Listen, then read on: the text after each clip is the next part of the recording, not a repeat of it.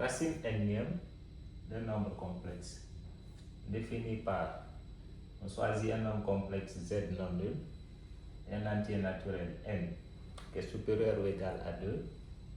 On appelle la racine énième de z, racine énième de z, tout nombre complexe petit z, tel que petit z à la puissance n égale à grand z. On va un peu aller en R. Je prends x carré égale à 4. X carré égale à 4. Si on me demande de résoudre cette équation, j'utilise les racines carrées. Je me sers des racines carrées. Donc, pour avoir les valeurs d'x, je dis que x égale à plus ou moins racine carrée de 4. Donc, ce qui me donne x égale à plus ou moins 2. Si je prends 2, je l'élève au carré, plus 2, ça me donne 4. Si je prends moins 2, je l'élève aussi au carré, ça me donne également 4. Donc, quand on me donne ce genre d'équation, x carré égale à 4, c'est de trouver, lorsqu'on est dans R, tout nombre réel qui élevé au carré me donne 4. De trouver tout nombre réel qui élevé au carré donne 4. Maintenant, avec les nombres complexes, lorsqu'on me donne z au carré égale à grand Z, je ne peux pas dire que petit z égale à plus ou moins racine carrée de grand Z. Cette écriture n'est pas admissible parce qu'on évite d'écrire un nombre négatif sous le radical. Et i, avec les nombres complexes, il y a le i. I, on ne sait pas qu'il est positif ou il est négatif, on ne sait pas cela. Et avec les nombres complexes, il va nous arriver à extraire la racine carrée, les racines carrées d'un nombre négatif. Donc on évite de mettre le radical, d'utiliser le radical. On se sert beaucoup plus que ça, de ça. Le nombre qui élevé au carré qui me donne le nombre demandé. On donne grand Z égale, sous sa forme exponentielle, R exponentielle de I alpha. Même s'il n'est pas écrit sous sa forme exponentielle, nous l'écrivons sous forme exponentielle. S'il est sous la forme algébrique, on l'écrit sous forme exponentielle. Cherche le module et son argument. Après, nous-mêmes, nous choisissons petit z, soit petit z égale. Étant donné que R est déjà utilisé ici, je n'utilise pas la R. Je peux choisir une autre lettre qui est ρ exponentielle de I.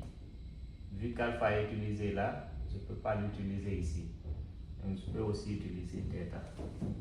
Ça, c'est moi qui l'ai choisi.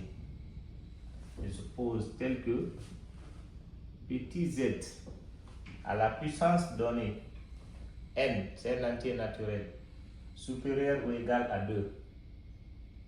Pourquoi? Parce que s'il est égal à 0, un nombre à la puissance 0, c'est égal à 1 déjà. S'il est égal à 1, le nombre complexe revient à lui-même.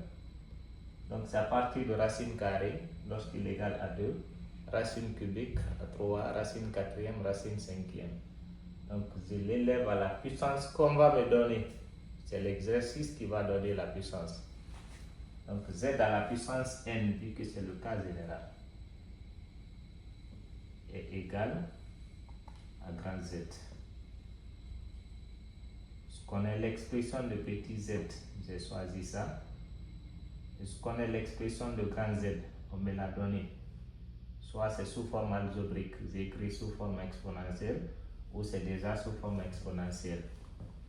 Ce qui équivaut à dire, en remplaçant chacun des deux nombres complexes, petit z, c'est ρ exponentielle de Iθ élevé à la puissance n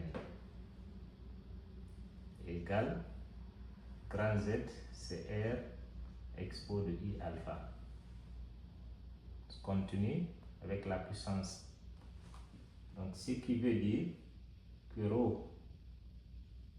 être élevé à la puissance n, et expo de I-θ aussi à la puissance n. Donc la puissance là, n, multiplie aussi cette puissance I-θ. Et pour que l'angle soit visible, je commence par le I d'abord. Après, je multiplie θ par n. N fois θ égale à R exponentielle de I alpha. Cela revient à comparer deux nombres complexes. Comparer deux nombres complexes écrits sous forme exponentielle. Avec la forme algébrique, deux nombres complexes sont égaux si les deux ont même partie réelle et même partie imaginaire. Avec la forme trigonométrique exponentielle, deux nombres complexes sont égaux si les deux ont même module. Même module, l'argument de l'un est congru à l'argument de l'autre modulo 2pi. Deux nombres complexes sont égaux sous forme trigonométrique ou exponentielle si les deux ont même module. L'argument de l'un est congru à l'argument de l'autre modulo 2pi. Autrement dit, par comparaison, je prends le module de premier, c'est ce qui est là, rho à la puissance n égale. Le module de second, c'est R, c'est bon, deux nombres réels. L'argument du premier nθ, soit je mets congru comme ça, à l'argument du second, alpha modulo 2pi. Ou, ça ne change pas, j'écris rho à la puissance n égale R, nθ égale. Au lieu d'utiliser les congruences, j'utilise l'égalité. Je prends l'angle alpha plus ce qui est en crochet fois k plus 2kpi, la période 2kpi, avec k un entier relatif. Maintenant, ici c'est un nombre réel, le module, c'est un nombre réel. Donc je peux utiliser les racines carrées, le symbole de racine carrée, je peux utiliser. Symbole de racine, je peux utiliser. Vu que c'est n, c'est pas racine carrée, c'est racine nième. Donc je peux utiliser cela pour enlever la puissance n. Donc je dis que rho est égal à racine nième de R. R c'est un nombre réel, il peut être sous un radical. C'est le nombre complexe qui ne peut pas être sous un radical. Et je peux avoir aussi θ qui est égal à alpha plus 2kpi, le tout sur n. Rho, c'est le module de petit z. θ, c'est l'argument de petit z. Mais θ est en fonction de k. N, on me donne racine carrée, racine cubique, racine quatrième. Donc je connais n. R, je peux l'avoir, on me donne z. Sous forme algébrique, je détermine son module. Ou sous forme trigonométrique, je connais son module. Donc n, alpha, les deux sont connus. Ce qui n'est pas connu, c'est k. Ce qui veut dire z là, il sera donc en fonction de k. Z en fonction de k égale. Je remplace rho par sa racine nième de R exponentielle.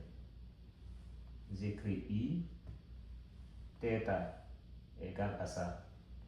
Donc alpha plus 2kpi, le tout sur n. Je peux écrire ça là ici. Z en fonction de k égale racine nième de R exponentielle de I facteur alpha plus 2kpi sur n. On a précisé que k c'est un entier relatif. Un entier relatif. Donc ça peut prendre tous les entiers relatifs. Mais à un moment donné, il y a des répétitions d'angles avec les entiers relatifs. Quand on remplace, il y aura des répétitions d'angles. Donc les valeurs que je vais utiliser pour K seront, sans qu'il y ait de répétition, de 0, 1, 2, 3, jusqu'à n-1. Ça, c'est les valeurs utilisées pour K. Lorsque je dépasse n-1, je pars à n. L'angle que n va me donner, c'est K égale à n. L'angle que n va me donner, ce sera le même angle que 0 me donne.